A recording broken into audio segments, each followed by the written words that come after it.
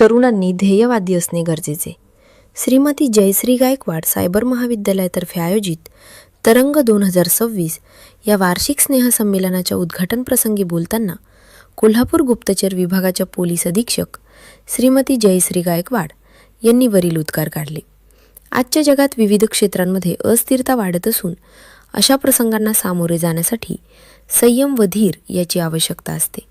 विशेषतः तरुणांनी भावनेच्या भरात कायद्याचे उल्लंघन होणार नाही याची दक्षता घेणे गरजेचे असून समाज माध्यमांचा अमर्यादित वापर वाढल्यामुळे गैरप्रकार देखील वाढले असून याबाबत सजग व सतर्क राहण्याचे आवाहन तरुणांनी आपला वेळ विधायक कार्यासाठी खर्च करावा असे नमूद केले.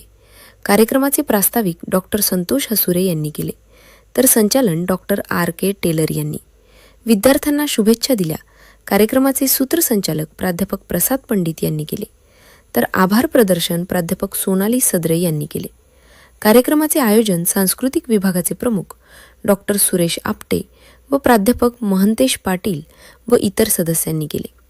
कार्यक्रमात सायबर संस्थेचे अध्यक्ष डॉक्टर RA शिंदे व सचिव CA ऋषिकेश शिंदे यांचे सहकार्य लाभले.